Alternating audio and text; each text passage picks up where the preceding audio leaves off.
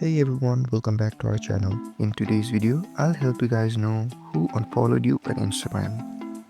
So if you guys are trying the default way of opening the Instagram, going to your profile by tapping on the bottom right corner of your screen, then searching for the person in the followers or the following list, it's very time consuming.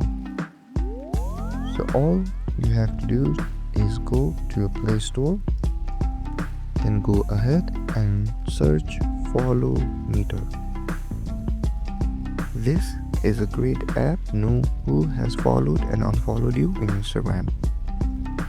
Go ahead and tap on install. Then after a few moments, when the installation is complete, tap on open.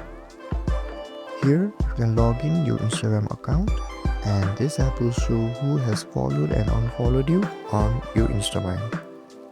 So if this video was helpful, don't forget to like, share and subscribe, and comment down below if there is anything else I can help you guys with. Thank you so much and I'll see you guys next time.